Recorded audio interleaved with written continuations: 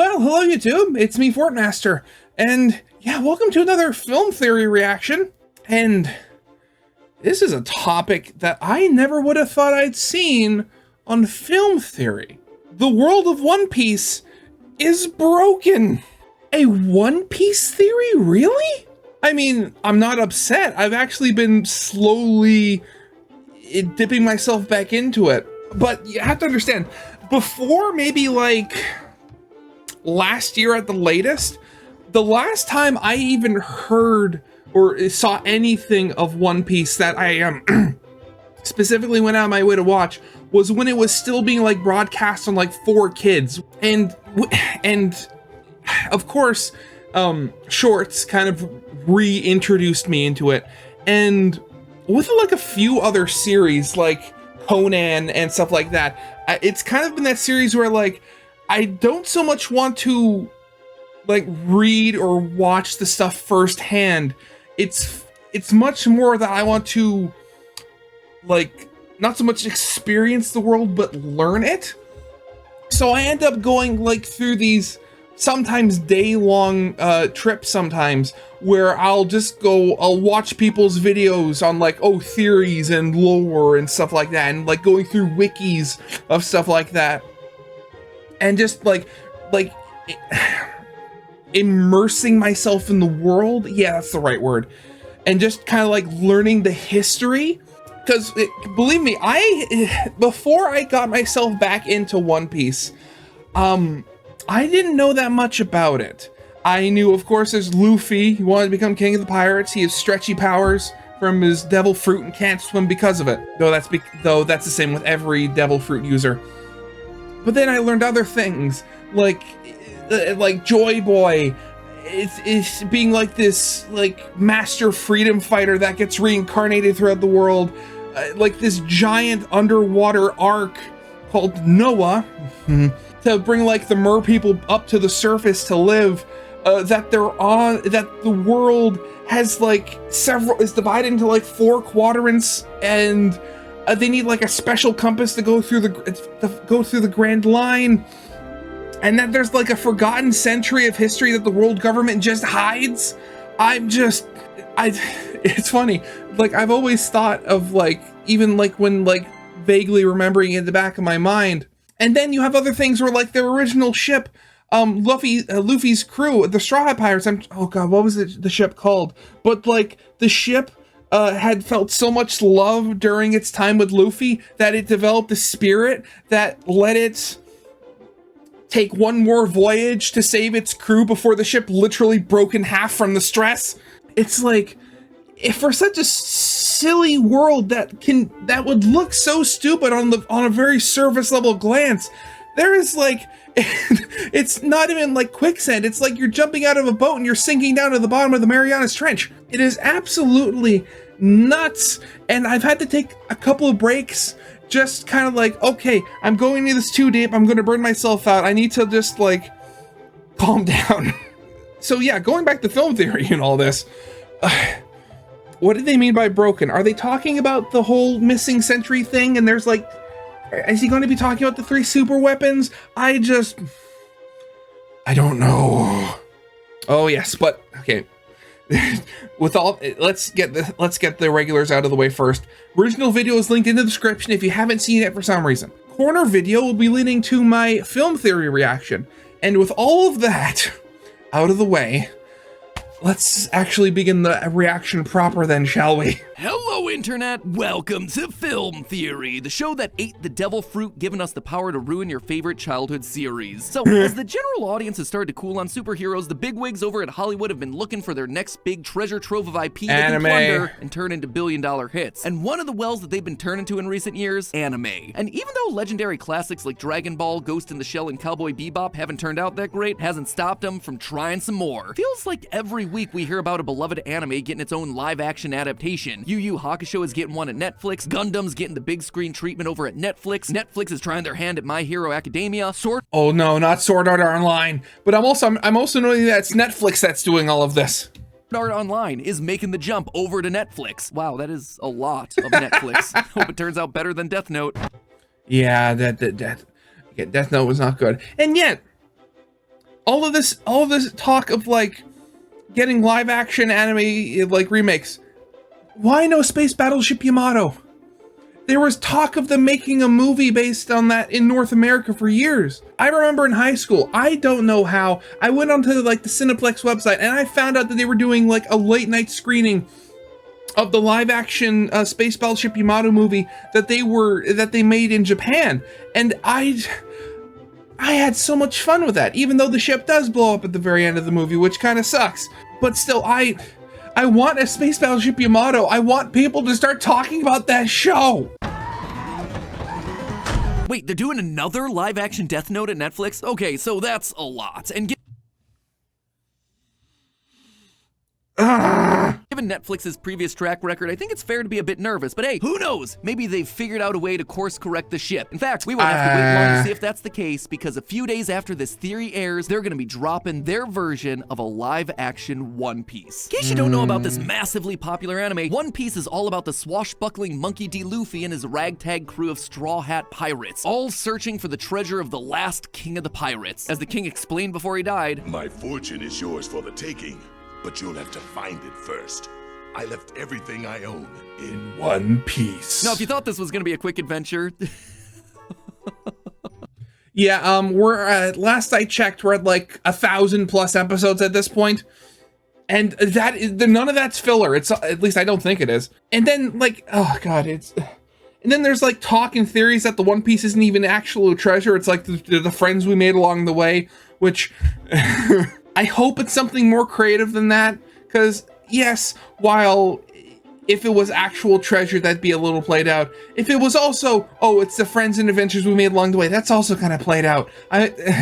Oh, you sweet summer child, you're so wrong. One Piece is one of the world's longest running anime, with over 100 manga volumes, 1,000 episodes, and a quarter century's worth of content, with no real signs that they're gonna be stopping anytime soon. Gotta be real here with you, loyal theorists. We've been wanting to cover One Piece on the channel for a long time. There's just so much that you have to watch and read to cover your bases. Watching the anime alone would take you over 17 days straight, with no sleep and no bathroom breaks. Just from that alone, I was really skeptical when Netflix announced that they were making the show, but after seeing the trailer, yeah, I've got some cautious optimism. Yeah. There are some things, there are like effects that just don't work when done to a real person. Like, you know, stretching. I think like this and every iteration of Mr. Fantastic would be proof of that. Monkey D. Luffy. And I'm gonna be king of the pirates. Here's hoping they stick the landing. But with this Netflix adaptation coming along and basically asking what if... The One Piece! The One Piece is real! I remember that meme. I've got some cogs turning in my head. Yeah, what if the One Piece were real? And by that I mean, what if the world of One Piece were real? This is a franchise with an incredibly unique setup in a world that is instantly recognizable. So what would happen if we applied real-world science to it? I mean, I can tell you a lot of things. A lot of stuff would not be working because, again, I'm forgetting what it's called. You need like a special like 3-dial compass that has like 3 separate compasses in it to like make your way through the Grand Line because it works off of specific magnetic fields from the nearby islands. It's just, oh. That's right, friends, we're doing a certified theorist classic today. If this thing were real, it would be absolutely terrifying. Because Are you kidding? The world of One Piece is terrifying as it is. You don't need to apply real-world logic to make it more terrifying. No mistake, if the world of One Piece were real, it would be dangerous, disastrous, and it would ruin basically any attempt to better your life. Hoist your Jolly Rogers, loyal theorists. We're setting sail. That, and again, the ability to build trains on water would be awesome because trains are the best form of transportation. So before we can really dive into why you wouldn't want to live in the world of One Piece, we have to break down just how different it is from our own. Zooming out, you can immediately spot some pretty big differences. First of all, almost the entire planet is covered in ocean, with some small island continents and archipelagos dotted here and there. On the real planet Earth, with all of our massive continents, about 70% of the planet's surface is water. So for the world of One Piece, we're talking closer to 90%. The biggest landmass is undoubtedly the Red Line, a very long, very skinny continent of red rocky mountain jutting out of the ocean. Ocean, which runs all along what's basically the prime meridian of the planet. Because of this, One Piece's oceans are split into 5 main bodies of water. The 4 biggest are the North, South, East, and West Blues, basically separated into the 4 hemispheres of the planet. But the 5th body of water is actually the most important, the Grand Line, a wide ocean stream that wraps around the entire equator of the planet. This stretch of ocean is incredibly perilous and often called the most dangerous in the world. Normal compasses don't work here. Currents and weather are erratic and extreme, and much of the wildlife is deadly. There's a reason it's earned itself the nickname the Pirate's Graveyard. So other than that forbidding label on the Grand Line, what would the big issues of this planet actually be? Well, granted, I know my knowledge of, you know, somewhat limited compared to other people, but one would think that having a giant mountain range circumnavigating the globe north to south like the Red Line does, that would have some effect on weather patterns. well, the first problem the world of One Piece would face actually comes from its most iconic feature, the fact that it's just covered in ocean water. Yeah, actually, that's the thing. It would... What? No, I'll let him talk first. This one fact would probably mean that the world's inhabitants don't have time to fight over who's gonna get the One Piece first, because they're too busy fighting over another food. more essential resource, one required to survive: water.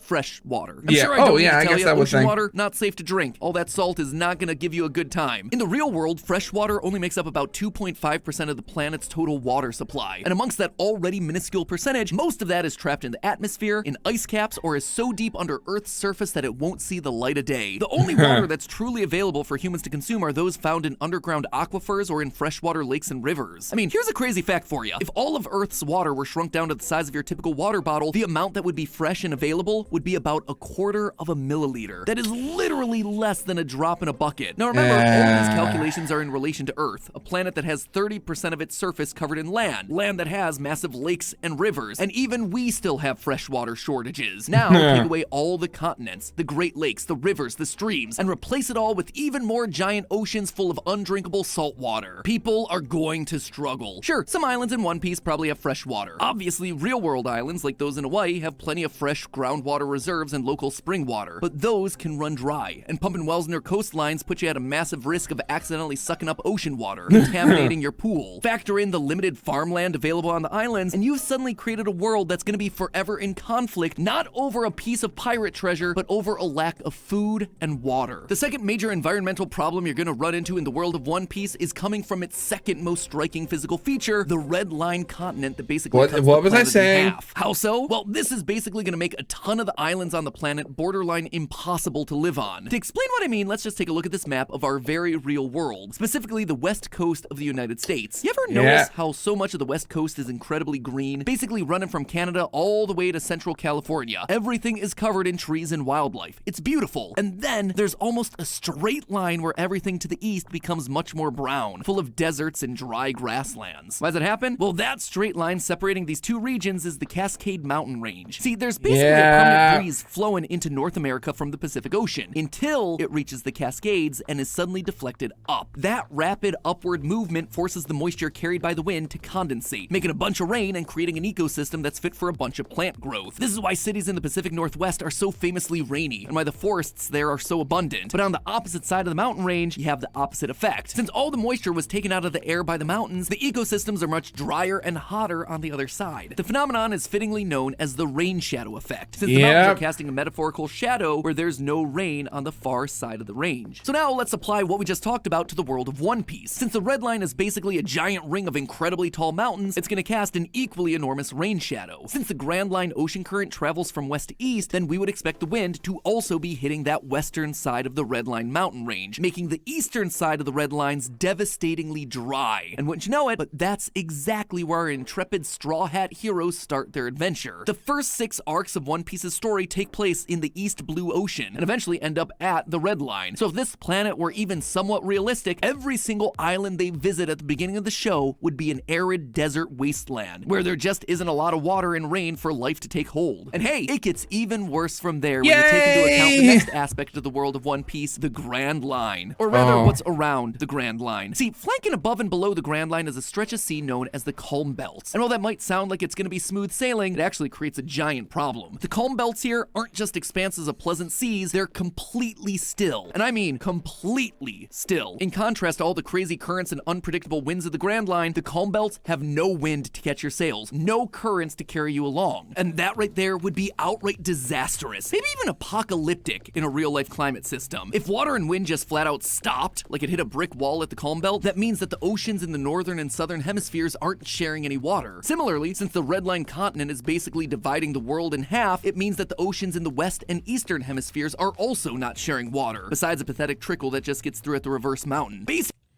Yeah, you would basically, like, each hemisphere would basically have its own, like, thermic cycle for the water and stuff like that. Oh, God. Basically, each ocean in the world of One Piece is in its own entirely enclosed system. Why is that so bad? Temperature. Because the planet's a big old spheroid, the central part at the equator receives a whole lot more of the sun's heat compared to the poles. That's one of the big reasons that places like Central America, Central Africa, and Southeast Asia have such warm tropical climates. However, the currents running throughout our oceans transport the warmer waters from the equator down towards the poles, thereby increasing the overall temperature of those areas and making them more temperate and habitable for more creatures, including us humans. You want a really good example of how this works? Look no further than Europe. You ever notice how far north Europe actually is on the map? Cities known for their warmer climates like Rome actually sit on the same latitude as more notoriously cold climates like Boston. Europe is able to maintain a warmer climate in part thanks to these ocean currents. So if those currents were to just somehow stop, large parts of Europe and North America would likely experience incredibly long periods of freezing conditions. Actually, there was something I remember hearing about something like that. So obviously now North and South America are separate continents mainly because of, you know, the Panama Canal. There's a literal body of water splitting it down the middle. But before then, when they were technically one, way before they were separate continents on one, and there was a current going through the gap. But over the millennia, the current dropped settlement in between the two continents before, you know, they eventually got blocked up, and that current got rerouted towards Europe. If I remember, I'm gonna have to look up like what it was called. Devastating trade and agriculture in those areas. Now apply this to the world of One Piece. The warmer waters inside the Grand Line are essentially trapped inside the Grand Line. They can't be distributed to the northern and southern parts of the world. That would, in essence, make those parts of the globe permanent Arctic wastelands, unfit for most habitation, let alone any tropical island pirate adventures. Now, all of this is awful, and if One Piece were anything remotely close to realistic, this paints a picture of a devastating hellscape. Basically, half the world would be desert, a lot of the northern and southern hemispheres would be frozen over, and there would be very few resources across the board to sustain any sort of population. The long and short of it, the world of One Piece is totally messed up. Not only would the way the world is built result in something completely unlivable for a huge percentage of the surface, but the natural phenomenon that we see coming from the Grand Line don't only make it dangerous for sailing, it also completely destroys any possibility of technological advancement on that planet. Things would basically be stuck at the technological level of the Industrial Revolution or just before, which, hey, wouldn't you know it, that's exactly what we're seeing. In One Piece, everyone is basically just sailing ships around. Engines of any sort are exceedingly rare, and any sort of transportation or technology usually comes from the use of the weird wildlife on the planet, or magical powers granted by the Devil Fruit. So in reality, when you look at it, for as scientifically inaccurate as this world is, the end result is largely what you're seeing on screen. A bunch of people leaving their resource-starved island in hunt of something better. Hi diddle-dee-dee, a pirate's life for me. But hey, that's just a theory. A film theory. And cut. Again, going back to the whole lore thing, I really want to find out, not even just what the One Piece is, I want to find out what some of these super weapons are, because there was apparently a design, oh god, what was it called now? It was like the Trident or something like that. It was some sort of like ancient super ship. And it's like the ultimate weapon, and they apparently found the design, and then it was lost, and then maybe refound again. Yeah, I mean, at this point, I don't think I'm ever going to get up to speed, like, purely organically with One Piece. But at the very least, I can do it tentatively, parasitically, however you want to do it, through the fair people of YouTube who would very much like to earn the views of a simpleton like me. Original video is linked in the description if you haven't seen it yet for some reason. Corner video will be leading to my game theory reaction. And with all that out of the way, I hope you guys liked. If you did, leave a like, subscribe if you have not, and I'll see you guys next time. Goodbye.